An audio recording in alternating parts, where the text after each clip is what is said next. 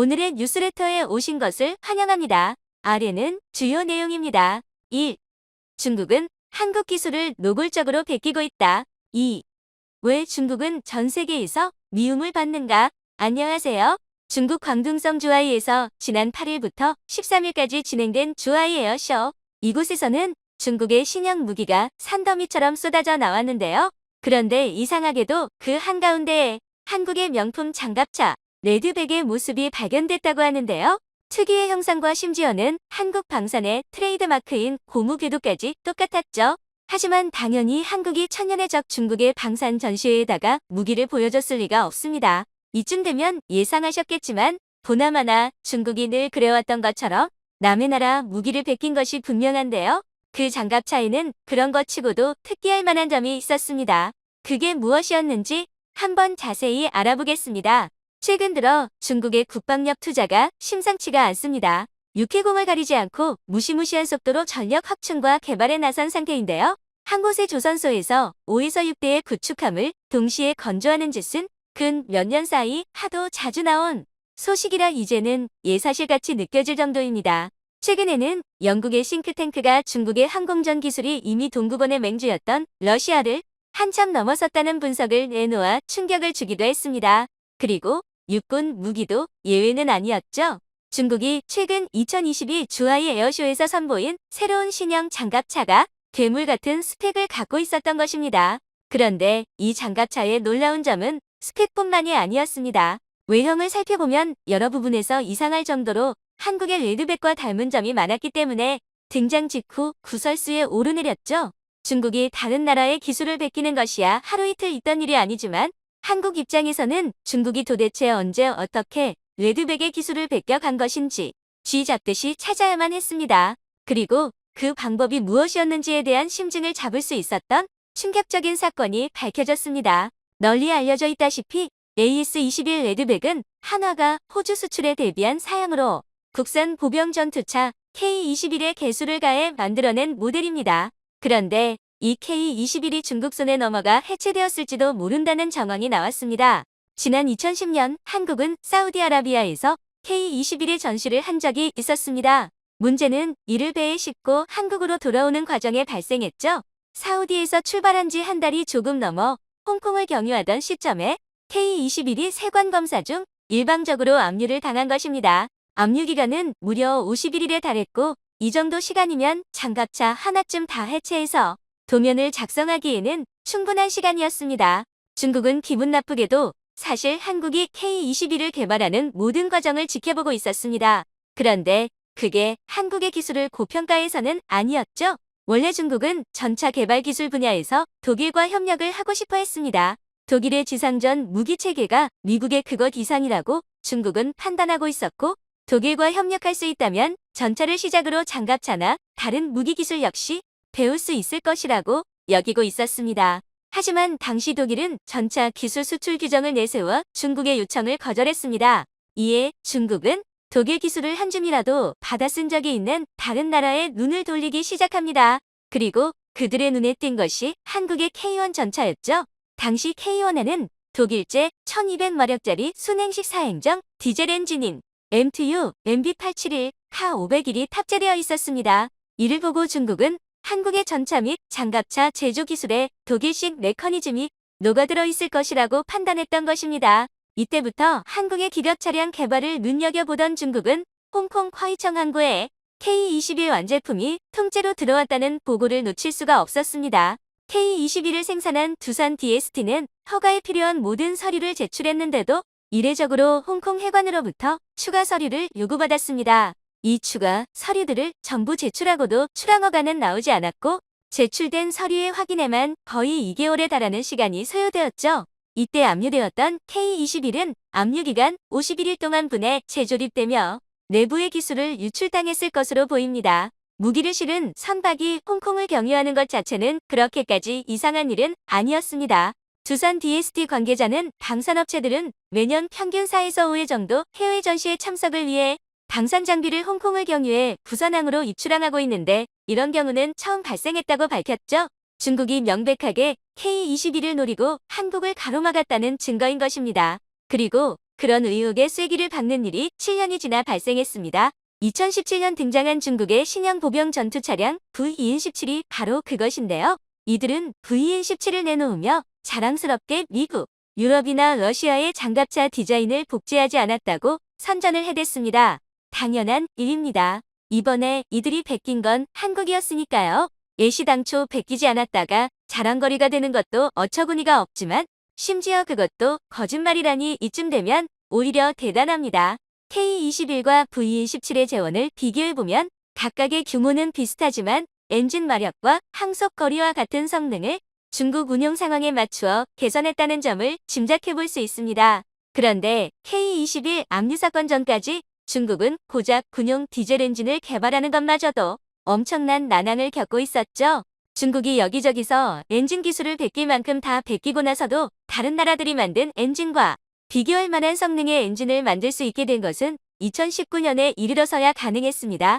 원천 기술이랄 게 하나도 없으니 당연한 일이죠.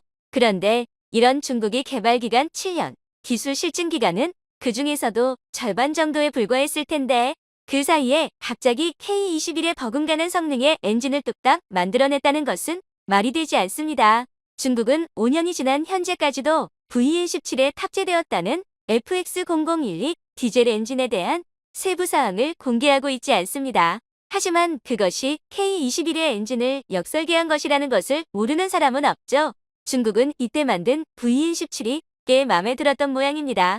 보병 전투차 개발을 이어오면서 이제식 번호를 계속 이어오고 있기 때문입니다. 이번에 중국 주하이 에어쇼에서 공개된 중국의 신형 보병 전투차 역시 마찬가지였습니다. VN-20이라는 번호를 받은 이 보병 전투차는 그 자리에 있던 해외 방문객들의 눈을 의심케 하기 충분했습니다. 한국의 레드백이랑 놀라울 정도로 닮아 있었기 때문입니다. 그도 그럴 것이 VN-20은 레드백의 배다른 형제나 다름이 없습니다. 보통 무기의 세계에선 시대에 따라 요구되는 성능은 비슷비슷하게 마련이니 그런 성능을 하나하나 갖춰 모으다 보면 형상도 비슷해지는 수렴 진화의 양상을 띱니다. 레드백은 한국이 K21을 개수한 것이고 VN-20은 중국이 K21을 베낀 VN-17을 발전시킨 것이니 겉모습이 비슷해지는 것도 당연합니다. 그런데 VN-20의 경우에는 불행히도 어머니 쪽에 문제가 있었습니다. 레드백과 VN-20의 외관은 비슷한 것이 사실이지만 둘을 같이 놓고 보면 자세히 뜯어보지 않아도 놓칠 수 없는 차이점이 보입니다. VN-20이 어처구니 없을 정도로 크기 때문이죠. VN-20에 사용된 차대는 VT4로 이쪽은 아예 MBT, 즉 탱크입니다. 그렇다 보니 당연히 중량도 50톤에 달하는데 VN-20은 거기다가 거의 모든 방향의 장갑판에다가 모듈식 반응 장갑까지 설치해서 어마어마한 떡대를 자랑하는 형태가 되어버렸습니다. 이 정도면 전차에다가 포탄만 갈아 끼워놓고 이건 장갑차라고 우기는 것에 가깝습니다. 중국이 장갑차의 크기를 이렇게까지 키우려는 이유가 뭔지는 정확히 알 수 없지만 적어도 충분한 고민은 하지 않았음이 분명합니다. 명색이 장갑차라면 기본적인 역할은 기계화 보병의 수송과 화력 지원입니다. 그런데 탱크 차대를 그대로 가져다가 박은 VN-20은 고작 6명밖에 태울 수가 없습니다. 현재 웰메이드 장갑차로 꼽히는 레드백과 링스가 승무원 3명에 더해서 보병을 최소 8명, 구겨 넣으면 9명까지도 태울 수 있다는 점과 비교하면 초라한 수준이죠. VN-20에는 30mm 무인 포탑이나 100mm와 30mm 기관포 탑재형인 포탑을 골라 달 수 있다고 합니다. 그리고 포탑 측면에는 대전차 미사일 역시 탑재하고 있죠. 이런 점은 러시아의 장갑차 BMP-3와 같은 사양입니다. 그리고 앞서 언급했듯 한국 기갑 차량의 상징과도 같은 고무 궤도도 채택하고 있습니다. 이는 중국이 어느 정도는 현대 기갑 무기의 트렌드를 따라가려는 시도를 하고 있다는 방증입니다. 그런데 정작 차체에 대형화만 노리다가 중요한 보병 수송 능력에서 아무런 고민도 없이 급조해서 만든 흔적이 뻔히 드러나니 포탑과 차체를 따로따로 만든 수준이 아닌가 싶을 정도입니다. VN-20의 개발 계획은 적어도 2019년 이전부터 있었다는 것이 중론입니다. 이때 중국이 밝힌 VN-20의 개발 계획은 수출과 내수를 모두 노린다는 것이었는데요. 만약 중국이 K21의 DNA를 잘 살리고 타국의 명품 무기들에서 좋은 점을 잘 벤치마킹해왔더라면 레드백의 강력한 경쟁자가 되었을 수도 있었습니다. 다행히도 무언가 허술한 결과물이 나왔기에 왕정이지 월정한 장갑차를 만들었더라면 상대가 중국인 만큼 레드백은 가격 경쟁력이라는 벽에 부딪혀 수출길이 막혔을지도 모르는 일입니다. 한국은 방산 분야에서 길지 않은 세월에 괄목할 만한 성과를 얻어내기는 했지만 끔찍한 이웃들이 주변에 사는 만큼 기술이 발전할수록 더더욱 보안에도 신경을 써야만 할 것입니다. VN20의 사례처럼 언제 중국이 한국 기술자들이 피땀 흘려가며 만든 성과를 가로채가서 불쾌한 개조품을 만들지 모르기 때문이죠. 기술을 베끼는 것 외에도 중국은 도처에 증오가 있는 나라로 떠오르고 있다. 지금부터 위대한 케냐는 앞으로 나아갈 것입니다. 그의 연설에 많은 이들이 숨죽였습니다. 그리고 우리 케냐를 방해하는 중국인들에게 뜨거운 맛을 보여줄 것입니다. 우레와 같은 환호가 터져나오며 신임 대통령을 향해 많은 케냐 국민들이 박수를 보냈는데요. 오랜 실랑이와 선거를 거쳐 마침내 당선된 윌리엄 루토 부통령이 박빙 승부 끝에 최종적으로 케냐 대통령 자리에 올랐습니다. 50.49%라는 득표율로 야당 지도자 라일라 오딘가 후보를 누르고 승리를 거머쥐었죠. 현 대통령이자 야당 후보인 라일라 오딘가 후보를 지지한 우후루 케냐타 대통령의 어머니도 선거전에 참여해 오딘가 후보 대신 루토 부통령을 지지해달라고 선언하는 등 파격적인 선언이 잇따르며 파국을 예고했죠. 이번 케냐 대통령 선거는 그만큼 케냐인들에게 중요했습니다. 공정성을 이야기하며 기나긴 선거가 이어질 정도로 치열했죠. 그 중에서도 루토 부통령이 내건 공약은 전 세계의 이목을 집중시켰습니다. 바로 중국과 관련된 공약이었죠. 중국인 노동자들을 케냐 길거리에서 볼 수 없을 정도로 케냐 밖으로 쫓아낼 것을 공약으로 삼는가 하면 중국에게 빌린 차관 문제를 전면 재검토할 것이라고 천명한 것입니다.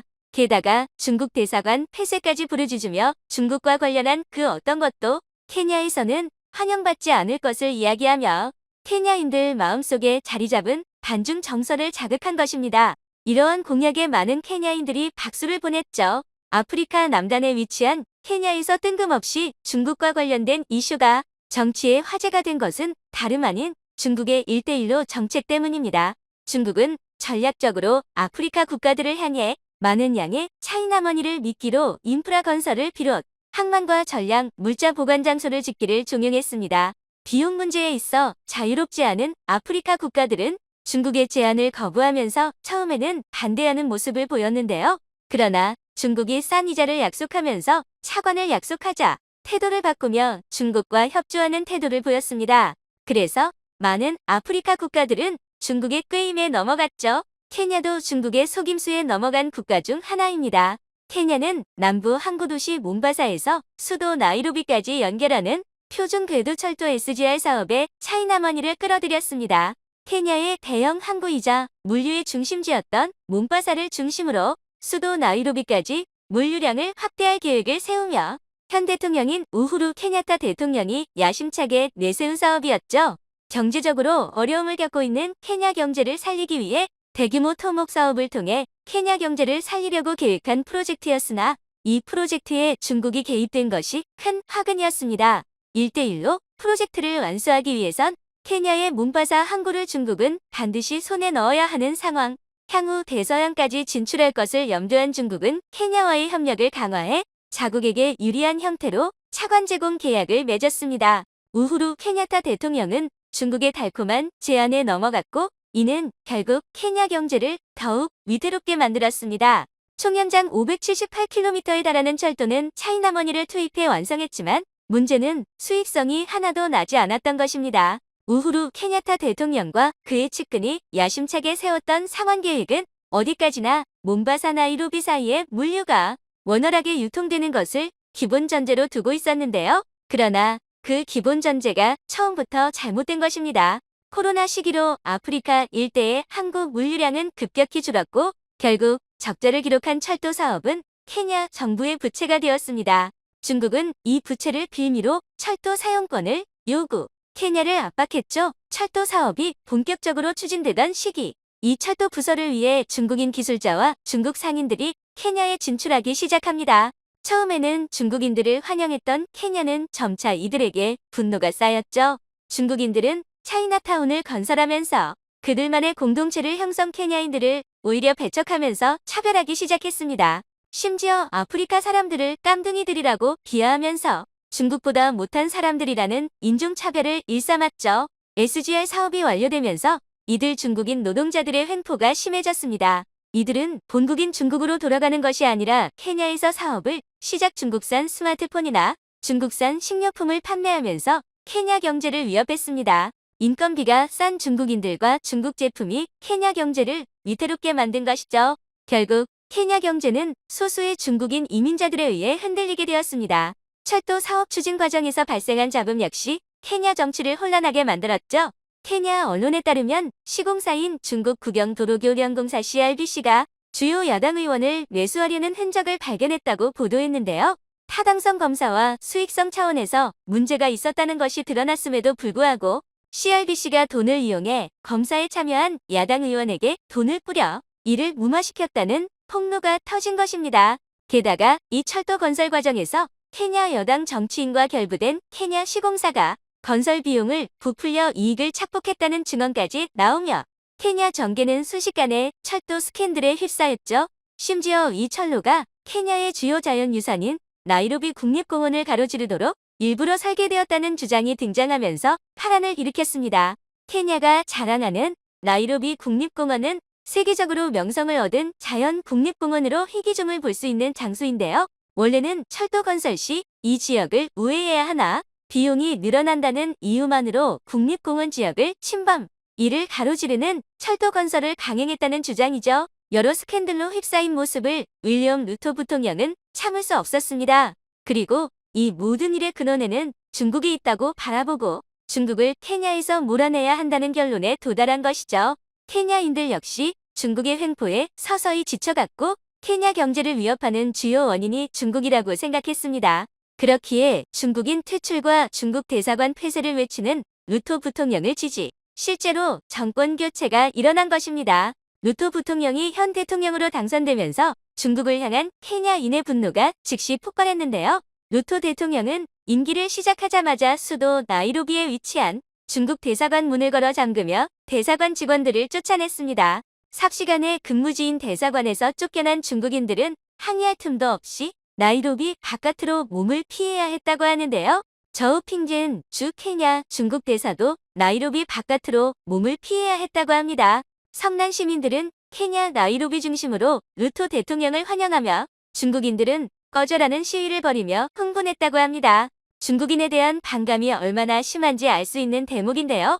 반면 당선된 루토 대통령은 중국인이 나간 자리에 한국인들을 기용하겠다고 밝히며 한국과 손을 잡는 것이 케냐의 승리라고 역설했다고 하는데요. 루토 대통령이 한국을 거론한 이유는 바로 사나그룹의 존재입니다. 케냐 현지에서 한국인이라고 하면 사나그룹이라고 대답할 정도로 케냐 경제에 큰 기여를 한 한국 기업 덕분에 한국은 케냐에서 은인의 국가라고 불릴 정도로 대우가 좋아졌습니다. 아프리카 케냐에서 삼성, 현대 같은 글로벌 기업보다 더 유명한 한국 기업으로 꼽히는 사나그룹은 가발 기업을 중심으로 사업을 벌였습니다. 아프리카 여성들이 뷰티에 관심을 보이면서 가발 산업이 활성화되자 사나그룹은 폭발적인 성장을 거듭할 수 있었죠. 1989년부터 아프리카의 성장 가능성을 눈여겨봤던 최영철 사나그룹 회장은 일찍이 케냐에 공장을 세워 가발 사업을 벌였습니다. 얇고 쉽게 부서지는 아프리카계 여성들의 모발 특성을 고려 이를 극복할 수 있는 가발이 성장할 것이라고 생각한 그의 투자는 엄청난 성공으로 돌아왔죠. 사나그룹 공장의 성공에는 케냐인들을 적극 기용한 것도 큰 영향을 미쳤습니다. 중국인들이 자국 커뮤니티를 구축하며 케냐인들을 배척한 것과 달리 한국인들은 케냐인과 융화에 앞장섰죠. 사나그룹 직원 중 거의 90% 이상이 케냐 여성일 정도로 최영철 회장은 현지인들의 마음을 사로잡는 데 주력했습니다. 케냐 현지 여성을 적극적으로 정규직에 채용하는 등 월급도 다른 기업들에 비해 후하게 주는 정책을 세웠습니다. 그 결과는 대성공이었죠. 사나그룹이 위치한 루이루 마을은 가난한 아프리카 마을에서 대규모 공장이 즐비한 산업도시로 발전했고 일자리를 얻기 위해 아프리카 여성들이 사나그룹 공장 앞에서 무작정 기다리는 등 사나그룹은 큰 성공을 거두게 됩니다. 케냐인들 사이에서도 사나그룹 덕분에 인식이 좋아졌고 때마침 불어 닥친 한류 열풍은 사나그룹은 물론이고 케냐에 진출한 한국 기업들의 힘이 되었습니다. 케냐인들을 위하는 한국인들의 모습에 케냐인들이 마음을 연 것입니다. 최근 원자력 사업을 추진하고 있는 케냐 정부가 가장 먼저 제1사업 대상자로 고려한 것이 한국 정부일 정도로 한국은 케냐인들의 관심을 한몸에 받은 국가로 거듭났죠. 본격적으로 중국 쫓아내기에 나선 케냐. 중국은 스스로 저지른 일 때문에 국제사회에서 퇴출되는 한편 한국은 중국 대신 케냐 주요 사회에 스며들며 영향력을 넓히게 되었죠.